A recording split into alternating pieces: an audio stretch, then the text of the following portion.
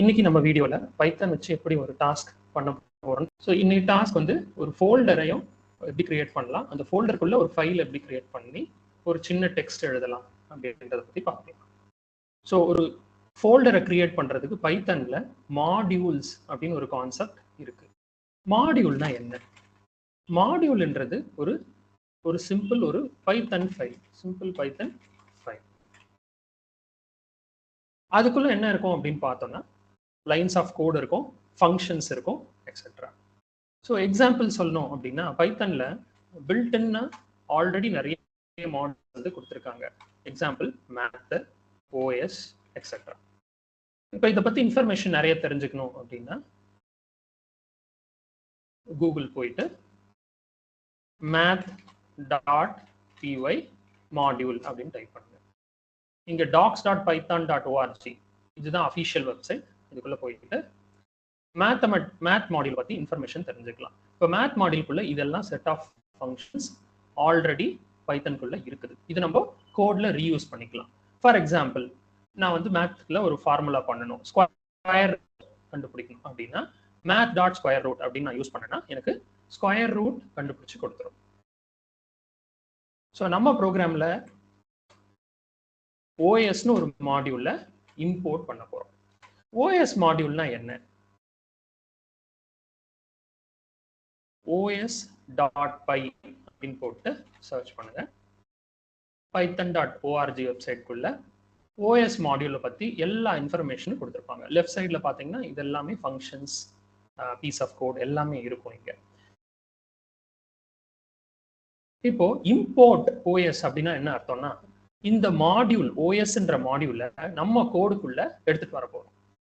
எடுத்துட்டு வந்து இந்த ஓஎஸ் மாடியூல்ல இருக்கிற ஃபங்க்ஷன்ஸை நம்ம யூஸ் பண்ணி நம்மளுடைய டாஸ்கை ரன் பண்ண போறோம்.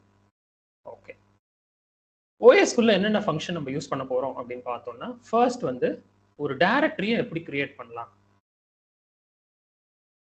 ஃபைல்ஸ் அண்ட் டைரக்டரிஸ் இது கீழே போயிட்டு mkdir அப்படின்னு சொல்லிட்டு ஒரு மெத்தட் இருக்கும், ஒரு ஃபங்க்ஷன் இருக்கும். mkdir இல்ல makeDirs இதுல எது ஒன்னாலும் யூஸ் பண்ணிக்கலாம். நம்ம makeDirs அப்படின்ற ஒரு ஃபங்க்ஷனை யூஸ் பண்ண போறோம். os டாட் இங்க டாட் வச்ச உடனே பாருங்க விஷுவல் ஸ்டுடியோ கோட்ல அதுக்குள்ள இருக்கிற எல்லா ஃபங்க்ஷன்ஸையும் லிஸ்ட் பண்ண ஆரம்பிச்சோம். ஸோ நம்ம makeDirs அப்படின்னு போட்டு ஒரு ஃபோல்டர் நேம் கொடுக்கணும். ஃபோல்டர் நேம் வந்து ஸ்ட்ரிங் டேட்டா டைப் வச்சு தான் கொடுக்க போறோம். அப்போ கோட்ஸ் போட்டுட்டு இப்போ நான் இந்த எக்ஸாம்பிள்ல டி டிரைவ்ல டெம்ப்னு ஒரு ஃபோல்டரை கிரியேட் பண்ண போறேன். அது எப்படி கொடுக்கணும் அப்படின்னா d://temp. அப்போ இங்க 2 ஸ்லாஷ் கொடுத்துருப்போம். யூஸ்வலா கோட்ஸ்குள்ள ஒரு ஸ்லாஷ் கொடுத்தோம்னா அது ஒர்க் ஆகாது, அது எஸ்கேப் கேரக்டர் அப்படின்னு சொல்லுவோம். அப்போ என்ன ஆகும் அப்படின்னா ரெண்டு ஸ்லாஷ் கொடுத்தாதான் ஒரு ஸ்லாஷா பைத்தன் எடுத்துக்கும். ஓகே, ஸோ இப்போ os.makedir d:/temp அப்படின்னு கொடுத்துட்டுனா இந்த கோடை ரன் பண்ணும்போது நமக்கு டெம்ப் டைரக்டரி கிரியேட் ஆயிடும். இதை என்ன பண்ணலாம் அப்படின்னா இந்த ஸ்ட்ரிங்கை ஒரு வேரியபிளா நம்ம போட்டு வச்சுட்டா நம்ம ரீயூஸ் பண்ணிக்கலாம். ஃபோல்டர் நேம் ஈக்குவல் டு அந்த ஸ்ட்ரிங். அதே மாதிரி ஒரு ஃபைலுக்கும் ஒரு வேரியபிள் போட்டு வச்சிடலாம். ஃபைல் பேரு test.txt அப்படின்னு ஒரு ஃபைல் நேம் கொடுத்துருக்கோம். நெக்ஸ்ட் ஃபைல் எப்படி கிரியேட் பண்ணலாம்? ஃபைலை கிரியேட் பண்றதுக்கு என்ன பண்ண போறோம் அப்படின்னா இந்த ஃபோல்டருக்குள்ள ஃபைல் கிரியேட் பண்றதால இது ரெண்டுத்தையும் அப்பன் பண்ணி ஒரு பாத்தை கிரியேட் பண்ணணும்.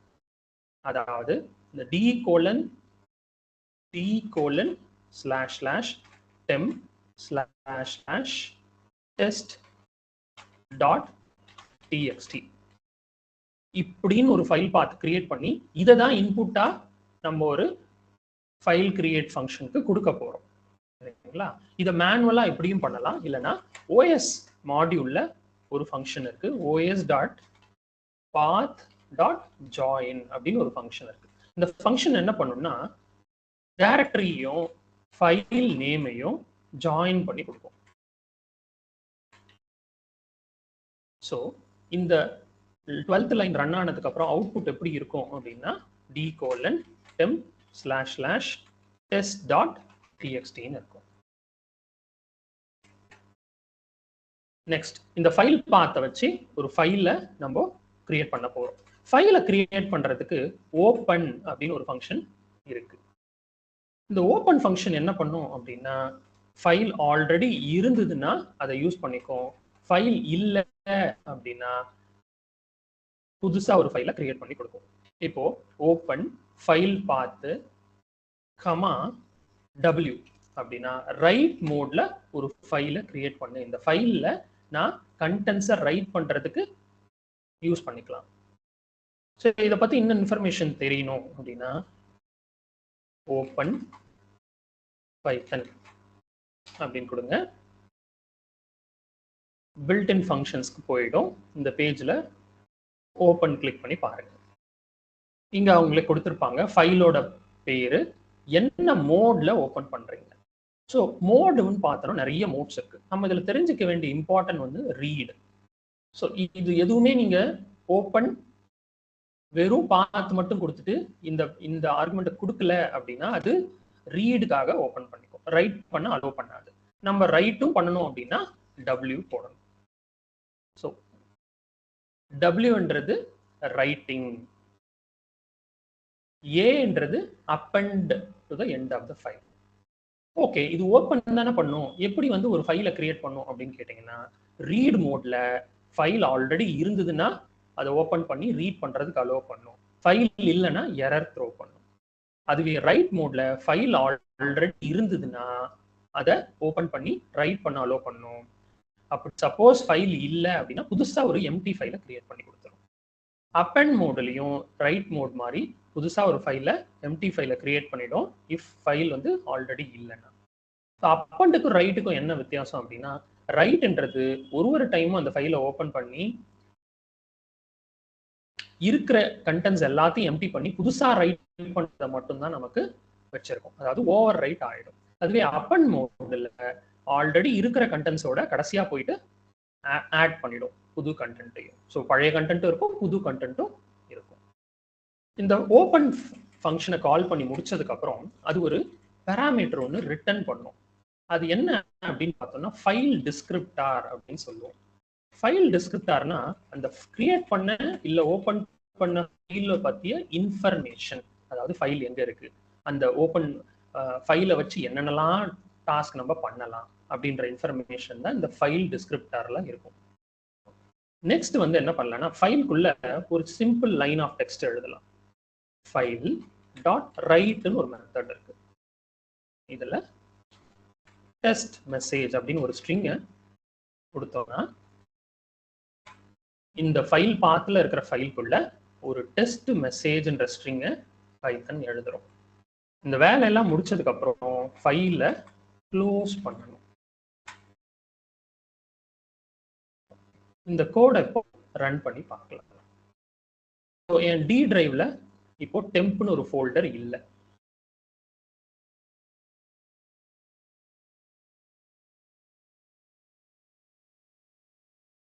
ஓகே, எரர் சொல்லுது. Make dir missing one required argument name. Okay, நம்ம ஃபோல்டரோட பேரை மேக் dirல கொடுக்கல. மறுபடியும் ரன் பண்ணி பார்க்கலாம்.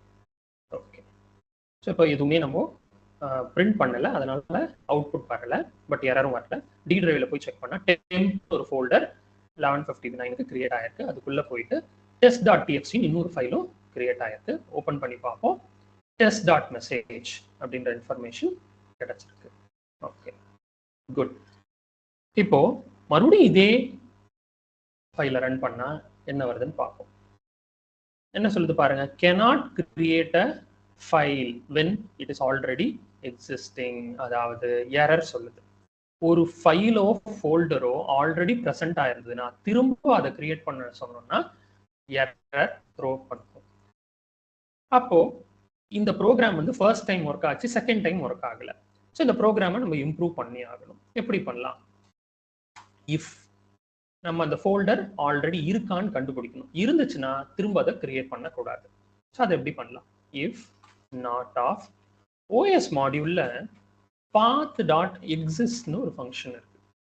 இது என்ன பண்ணும்னா ஆல்ரெடி நம்ம கொடுக்குற ஃபோல்டர் இருக்கா இல்லையான்ற இன்ஃபர்மேஷனை பார்த்து கொடுத்தோம். இஃப் நாட் ஆஃப் அப்படின்னா அந்த ஃபைல் இந்த எக்ஸிஸ்ட்னா அந்த ஃபோல்டர் ஆல்ரெடி இருந்துச்சுன்னா நாட்னு கொடுத்தா இல்லைன்னு அர்த்தம். ஸோ இல்லைன்னா கிரியேட் த ஃபோல்டர் ஒரு பிரிண்ட் பண்ணி பார்த்துடலாம். Folder created. எல்ஸ் அப்படின்னா ஃபோல்டர் வந்து ஆல்ரெடி இருக்குதுன்னு அர்த்தம். இருந்துச்சுன்னா என்ன பண்ண போறோம்? Folder already exists. அதே மாதிரி ஃபைலுக்கும் பண்ணலாம். இஃப் நாட் ஆஃப் அப்படின்னா அந்த ஃபைல் இல்லைன்னா எனக்கு கிரியேட் பண்ணி கொடுங்க. If not of exist.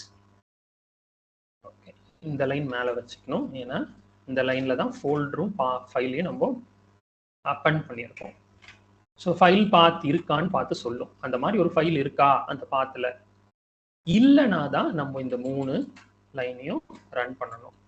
Run பண்ணிட்டு ஒரு பிரிண்ட் போட்டுடலாம். Print file is created else print file already exist.